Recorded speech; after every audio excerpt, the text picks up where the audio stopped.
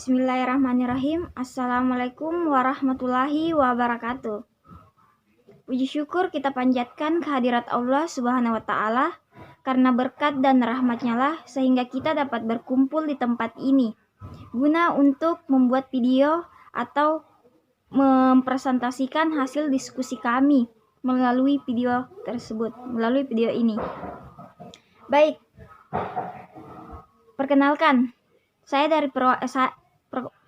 nama saya Selviana, perwakilan dari kelompok 1. Saya akan menjelaskan sebagai moderator. Sedangkan teman saya bernama Andi Indah akan mempresentasikan atau menjelaskan tentang landasan filosofi kurikulum. Baik, di sini sudah ada PowerPoint-nya. Oke, langsung saja. Dipersilahkan untuk teman saya Andi Indah untuk mempresentasikan hasil diskusi kami. Bismillahirrahmanirrahim. Assalamualaikum warahmatullahi wabarakatuh. Saya akan mempresentasikan hasil diskusi kami, yaitu materi tentang landasan filosofis kurikulum. Landasan filosofis kurikulum. Landasan filosofis kurikulum memiliki pengertian, yaitu landasan filosofis kurikulum, yaitu asumsi-asumsi tentang hakikat-hakikat realitas, hakikat manusia, hakikat pengetahuan, dan hakikat nilai yang menjadi titik tolak pengembangan kurikulum.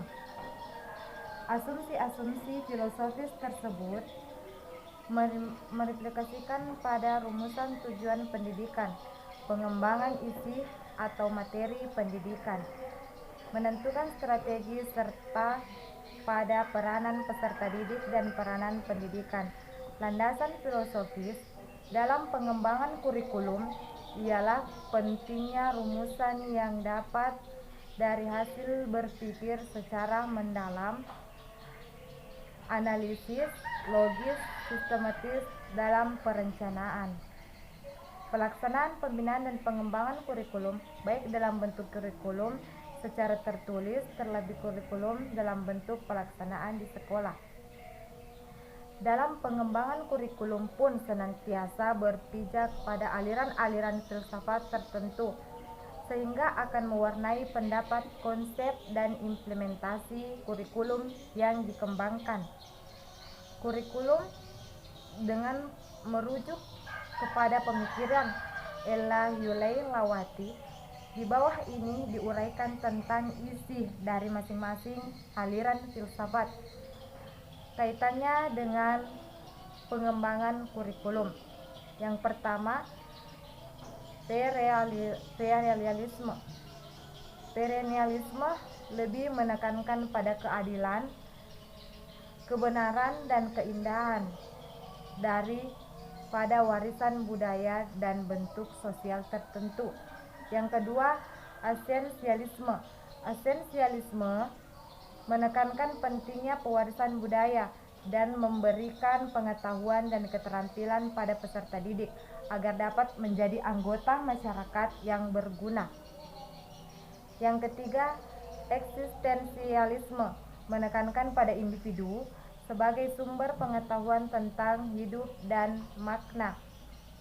Yang keempat, progresisme. Progresisme menekankan pada pentingnya melayani perbedaan individual, berpusat pada peserta didik, variasi pengalaman belajar dalam berproses. Yang kelima, rekonstruktivisme.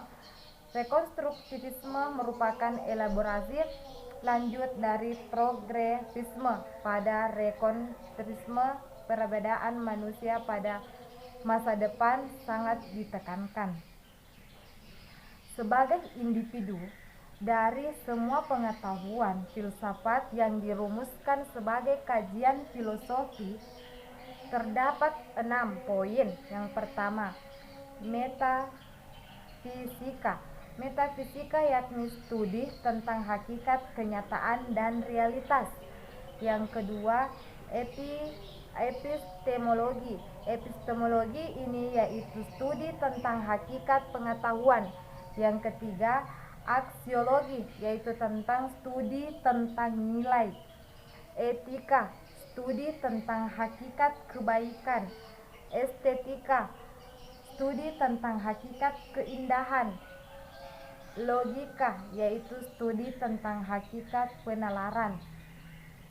Pengembangan kurikulum 2013 ini berdasarkan filosofi pendidikan berakar pada budaya bangsa, membangunkan kehidupan bangsa masa kini dan masa mendatang.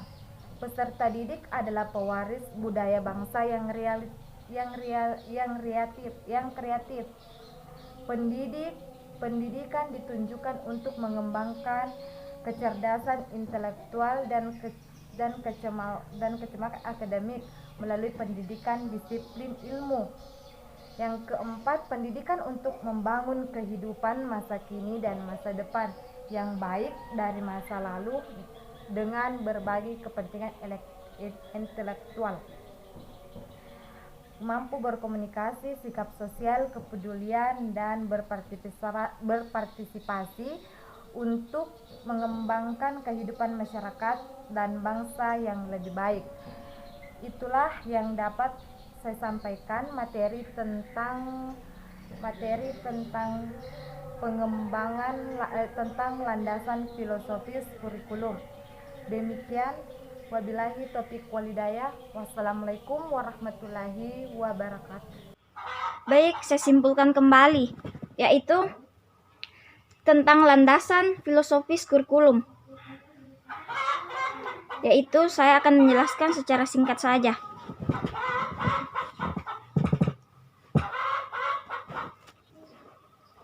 Kesimpulannya yaitu landasan filosofis merupakan anggapan tentang hakikat realitas, hakikat manusia, hakikat pengetahuan, dan hakikat nilai yang menjadi titik tolak dalam pengembangan kurikulum. Asumsi-asumsi filosofis ini berimplikasi pada rumusan tujuan pendidikan, pengembangan isi atau materi pendidikan, perencanaan strategis, serta pada peran peserta didik dan peran pendidikan. Filsafat memegang peranan penting dalam pengembangan kurikulum. Sama halnya seperti dalam filsafat pendidikan, kita dikenalkan pada berbagai aliran filsafat seperti perennialisme, esensialisme, eksistensialisme, progresivisme,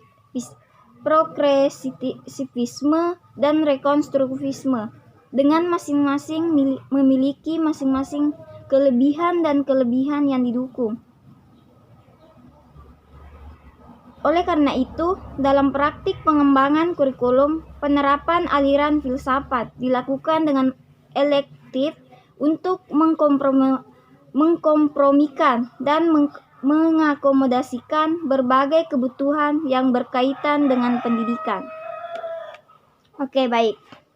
Mungkin hanya itu yang bisa kami sampaikan, kurang lebih mohon dimaafkan. Wabillahi taufiq wal hidayah. Assalamualaikum warahmatullahi wabarakatuh.